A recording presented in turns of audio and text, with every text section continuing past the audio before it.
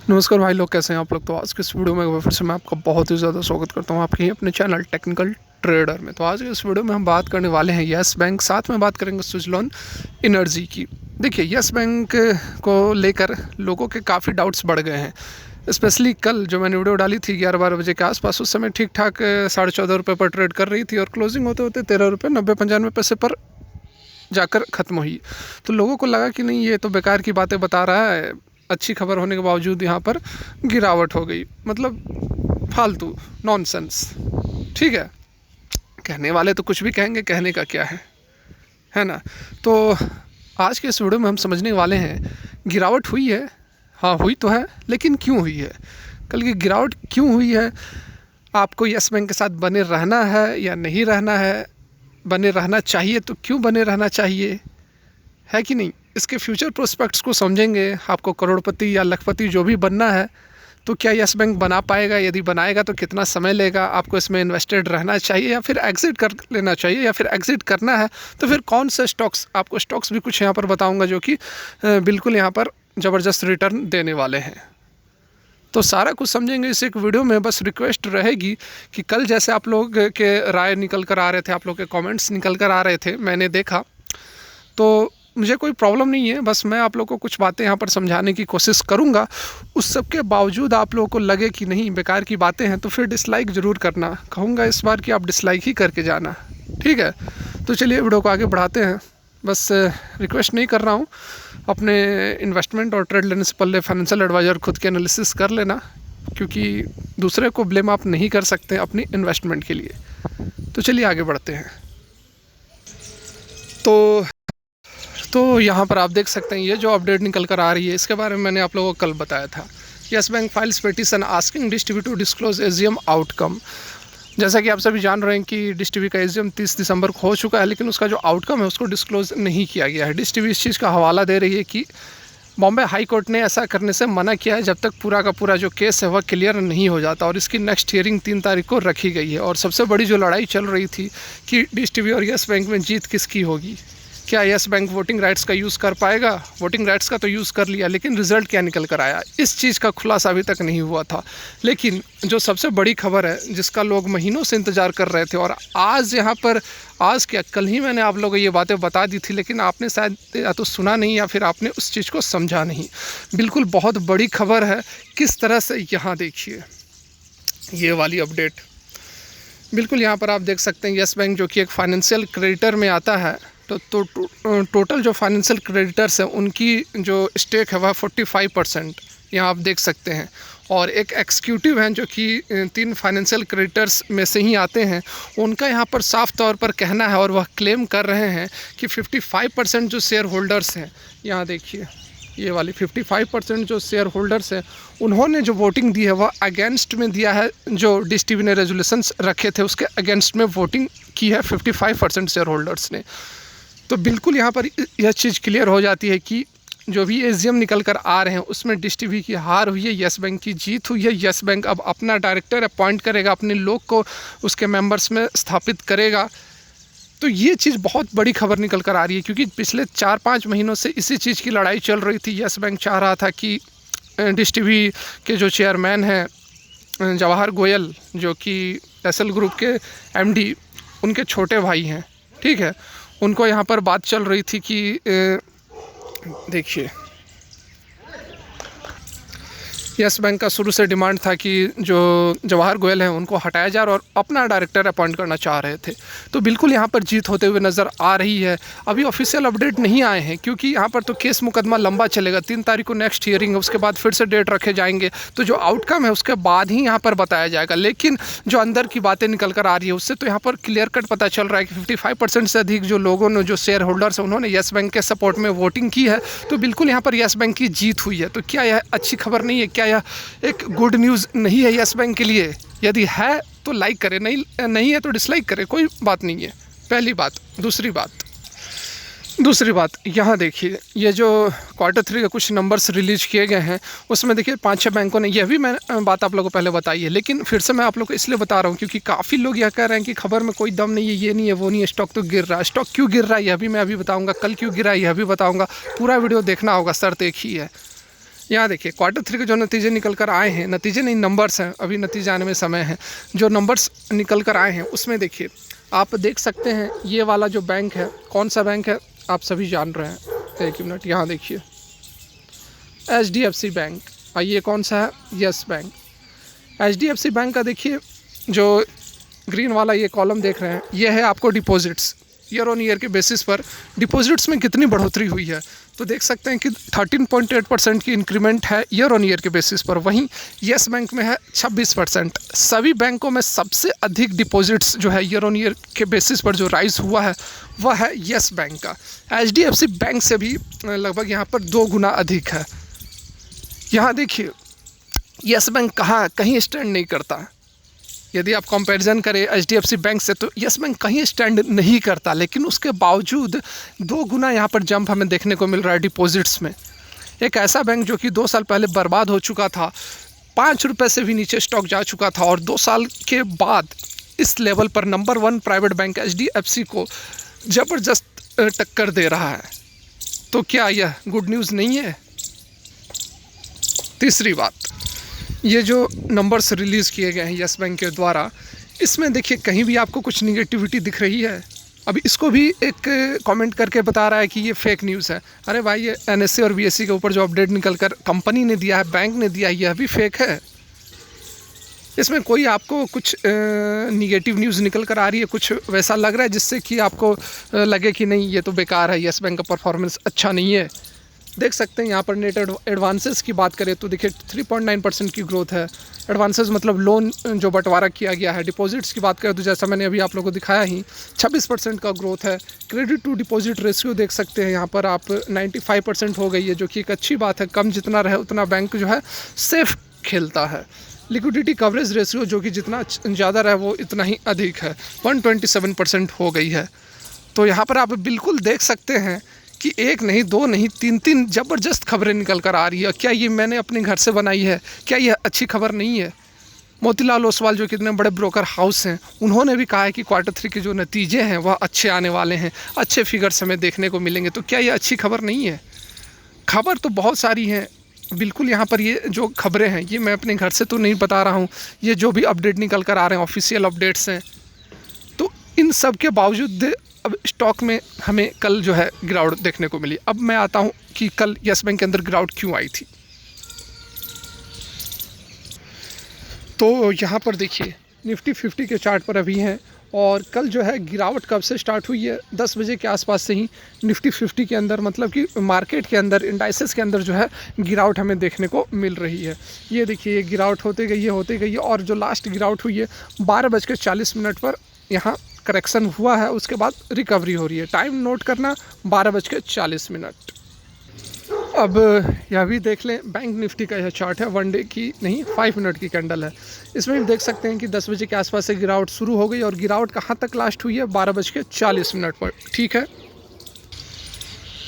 अब ये देखिए येस बैंक के चार्ट पर आ गए हैं, और कल जो गिरावट हुई है यहाँ पर देख सकते हैं कि जो मार्केट में 10 बजे से ही गिरावट शुरू हो गई थी, येस बैंक में गिरावट नहीं हुई। येस बैंक अपने लेवल पर ट्रेड करता रहा, और आखिर में 12:40 का कैंडल देखिए आप, ये देखिए 12:40 और 35 यहाँ पर इसने एक बड़ा करेक्शन दिखाया। मतलब कि 12 अराउंड 14 रुपये 30 पैसे पर यह ट्रेड कर रहा था, और इसने जो लो बना दिया वह 13 रुपये 60 पैसे के आसपास का। तो मतलब कि जो निफ्टी और बैंक निफ्टी के अंदर हमें सुबह से गिरावट थी, जो कि 1:40 तक गिरावट चली, येस बैंक में वह गिरावट जो थी सडन हमें देखने को मिली। 1-2 कैंडल में ही उसने पूरी गिरावट को कवर कर लिया। तो ऐसी बात नहीं है कि येस बैंक के अंदर कुछ बहुत बुरा हो गया तो जिसके कारण कि येस बैंक में गिरावट आ गई। येस बैंक जो है वह इंडाइसेस के साथ ही तो चल रहा है, बैंक निफ्टी के साथ ही तो चल रहा है। बैंक निफ्टी जो सुबह से गिर रही थी, येस बैंक संभला हुआ था, और उसके बाद जितनी गिरावट उसमें हुई थी उतनी गिरावट येस बैंक में भी हो गई। 5 से 10 मिनट के कैंडल में हो गई, यही तो फ़र्क पड़ा। तो आप लोगों को लगा कि बहुत बड़ा तूफान आ गया, सुनामी आ गया, अच्छी खबरें बता रहे हैं, गुड न्यूज़ बता रहे हैं, लेकिन हो तो कुछ नहीं रहा है। तो बहुत सोचने का बस फ़र्क है और कुछ नहीं है। ये जो गिरावट हुई है कोई बहुत बड़ी गिरावट नहीं है, 30 पैसे की मात्र गिरावट है, 13 रुपये 95 पैसे पर जो भी क्लोजिंग हुई है। निफ्टी के साथ ही तो यह ट्रेड कर रहा है, बैंक निफ्टी के साथ ही तो ट्रेड कर रहा है, उसमें गिरावट हो रही है तो इसमें भी हो रही है। इसका अपना कुछ पर्सनली थोड़ी वैसा कुछ बुरी खबर निकल कर आई है जिसके कारण कि इसमें गिरावट बन रही है। खबर तो मैं आपको इतनी अच्छी बता दिया, और मैं आपको बताता हूँ, आप लोग को एग्जिट करना है कर लो, मैं आपको 100 रुपये का टारगेट नहीं दे रहा हूँ, अभी नियर टर्म का बस मैं बता रहा हूँ आप लोगों को। जब इसके Q3 के ऑफिशियल अपडेट आएंगे उसके आसपास, ठीक है, उसके आसपास आपको ये 15 रुपये का लेवल को तोड़ने वाला है, ये मैं आप लोगों को बता सकता हूँ। बहुत ज़्यादा मैं आपको हवाई टारगेट्स दे भी नहीं रहा हूँ। यहाँ पर अगर 1 डे की कैंडल लगाकर बात की जाए तो देख सकते हैं कि क्लियर कट यहाँ पर 20 डेज़ का जो EMA है, ब्लैक वाली लाइन, इससे यह ऊपर मूव कर रहा है, ठीक है, ऊपर मूव कर रहा है। यह स्ट्रेंथ को दर्शाता है, एक बुल मूवमेंट को दर्शाता है, स्टॉक के अंदर मजबूती है। अभी आपको ये बिल्कुल यहाँ 15 रुपये के लेवल को तोड़ने वाली है। एक दिन की गिरावट हो गई, उससे क्या होता है, जो अपडेट अच्छी खबर है वह तो मैं आप लोगों को बता रहा हूँ, अब उस खबर का क्या मतलब है वो छोड़ो। फिर भी आप लोगों को लगता है कि नहीं यस बैंक यहाँ से ऊपर नहीं जाने वाला है, आपका पैसा जो है इसमें फंस गया है, जो भी हुआ है, तो उसके बाद मैं आपको एक दूसरा स्टॉक बताता हूँ, उसमें आप इन्वेस्ट कर सकते हैं, ठीक है। वैसे लोगों जिनको लगता है कि यस बैंक में अब कुछ नहीं हो सकता है, टाटा पावर, ठीक है, रिन्यूएबल सेक्टर का स्टॉक है, ज़बरदस्त परफॉर्मेंस दे रहा है, ज़बरदस्त खबरें निकल कर आ रही हैं। अभी हाल में कॉन्ट्रैक्ट हुआ है इलेक्ट्रिक स्टेशन बैठाने का, 3000 इलेक्ट्रिक स्टेशन बैठाने का कॉन्ट्रैक्ट मिला है, तो बहुत ज़बरदस्त आपको टाटा पावर के अंदर रैली देखने को मिलेगी आने वाले समय में, ठीक है। तो वैसे लोग जो कि इससे फ्रस्ट्रेट हो चुके हैं यस बैंक से, वो अपना कुछ पैसा जो है टाटा पावर के अंदर लगा सकते हैं। फ़िलहाल मुझे तो लगता है, देखिए एक चीज़ और है, अब जिस तरह का स्टॉक यस बैंक है उसमें आपको मोटा पैसा तो लगाना ही नहीं था। बिल्कुल यह बात तो मैं पिछले 2 साल से बता रहा हूँ कि टाटा पावर यस बैंक जैसे स्टॉक में आपको अपना हार्ड अर्न्ड मनी नहीं लगानी है। मैंने कितना इन्वेस्ट किया, मैं अपने पोर्टफोलियो का 10 से 12-15% से ज़्यादा यस बैंक में इन्वेस्ट ही नहीं करता, क्योंकि मैं जानता हूं कि काफ़ी रिस्क एसोसिएटेड है। अभी तो 2 साल के बाद स्टेबिलिटी आ गई है, लेकिन मैं बात कर रहा हूं 2 साल पहले की, जब बेल आउट किया गया था उस समय की मैं बात कर रहा हूँ, और उसी समय से मैंने भी इसमें लिया हुआ है, लेकिन मैं बहुत छोटी क्वान्टिटी लिया हूँ। अगर यह 5 रुपये भी चला जाएगा नहीं, एग्जांपल दे रहा हूँ, 5 रुपये भी चला जाए तो मुझे उससे कोई फ़र्क नहीं पड़ेगा, क्योंकि मैं यह नहीं सोचता हूँ कि मैं इसमें 1 लाख लगा दूँ और ये 10 रुपये का स्टॉक है तो 50 रुपये भी जाता है तो 5 गुना, मतलब कि 1 लाख का मेरा 5 लाख तो हो ही जाएगा। मैं ये चीज़ सोचकर इन्वेस्ट नहीं करता हूँ, इस कारण से यह पिछले 2 साल से एक ही रेंज में ट्रेड कर रहा है, तो उससे मुझे बहुत कोई समस्या नहीं है। बिल्कुल मैं आपको ईमानदारी के साथ यहाँ पर कहना चाहूँगा, और ये बात मैं आज नहीं कह रहा हूँ कि 2 साल से स्टॉक बढ़ा नहीं है, तो मैं अब आप लोग को बता रहा हूँ। आज से 2 साल पहले की वीडियो भी उठाकर देख लो, मैंने आप लोगों को ये बातें बताई थी कि यस बैंक के अंदर आपको उतना ही इन्वेस्ट करना है जितना कि यदि डूब भी जाए तो आपको कोई फ़र्क नहीं पड़े, मतलब कि आपका पोर्टफोलियो का 10% से लेकर 15% जो है वह उतना ही आपको यस बैंक के अंदर इन्वेस्ट करना है। तो ये तो बात हो गई यस बैंक की। अब बात कर लेते हैं सुजलॉन एनर्जी की, क्योंकि सरकार जो है, कैबिनेट जो है, बहुत बड़ा यहाँ पर अप्रूवल दी गई है, बहुत बड़ा बिल पास किया गया है और ज़बरदस्त आपको माहौल देखने को मिलेगा। आप बात कर लो सुजलॉन एनर्जी की या फिर ऊर्जा ग्लोबल की, और यही कारण है कि मैंने आपको टाटा पावर क्यों बताया, क्योंकि टाटा पावर जो है वह भी रिन्यूएबल सेक्टर में ही काम करता है, इलेक्ट्रिक स्टेशन बैठा रहा है और फिर से आपको सोलर पैनल यह बनाता है, सोलर पैनल भी बनाता है, तो मतलब कि रिन्यूएबल सेक्टर में ज़बरदस्त तरीके से टाटा पावर भी लगी हुई है। तो ये जो समय आने वाला है वह रिन्यूएबल सेक्टर का ही रहने वाला है, रिन्यूएबल स्टॉक्स में ही आपको तूफान और आंधी आता हुआ नज़र आएगा। तो यहाँ पर आप देख सकते हैं जो बड़ी अपडेट निकल कर आ रही है, cabinet nod for second phase of green energy corridor with ₹12,000 crore outlay. तो देखिए यहाँ पर 12,000 करोड़ रुपए का जो इन्वेस्टमेंट है वो किया गया है। सेकंड जो यहाँ पर फेज है देख सकते हैं, सेकंड फेज जो कि 10,750 सर्किट किलोमीटर लाइन बिछाई जाएगी, सर्किट लाइन्स बिछाई जाएंगी, जिसमें से कि आपको जो इलेक्ट्रिसिटी प्रोड्यूस होगी उसको ट्रांसमिट किया जाएगा, और जिसमें से कि 5-6 जो स्टेट्स हैं वो मेनली बेनिफिट होने वाले हैं। देख सकते हैं कि कौन कौन से वो स्टेट हैं वह भी यहाँ पर दिया गया है। बिल्कुल गुजरात, हिमाचल प्रदेश, कर्नाटका, केरला, राजस्थान, तमिलनाडु, उत्तर प्रदेश, तो ये सारे जो स्टेट्स हैं वो बिल्कुल लाभान्वित होने वाले हैं इस महत्वाकांक्षी परियोजना का। और ये सारी जो परियोजनाएं चल रही हैं वो जो प्रधानमंत्री जी ने ग्लासगो में जो अपनी बातें रखी थी कि 500 गीगावाट तक बिजली का उत्पादन हमें 2030 तक करना है, उसी चीज़ को यहाँ पर फुलफ़िल करने के प्रयास में ये सारे इनिशिएशंस लिए जा रहे हैं।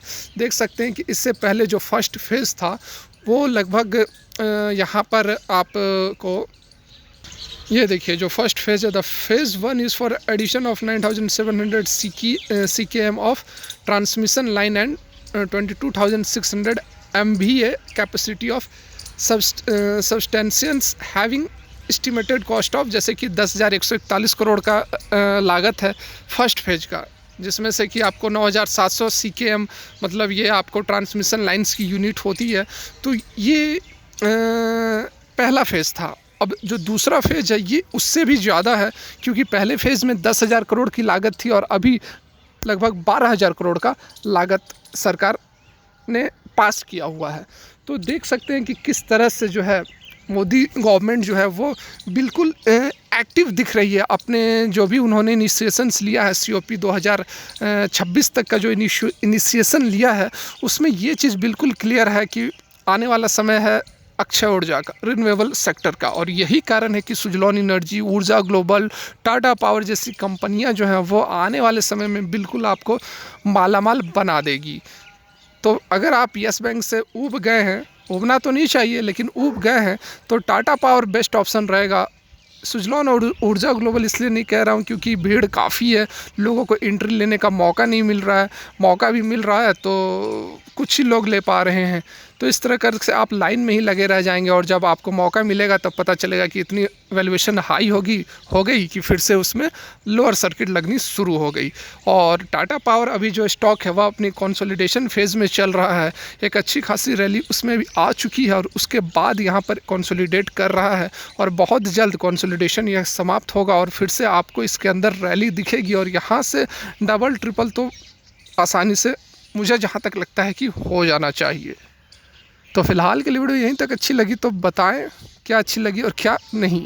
फिलहाल के लिए वीडियो यहीं तक देखने के लिए बहुत बहुत धन्यवाद।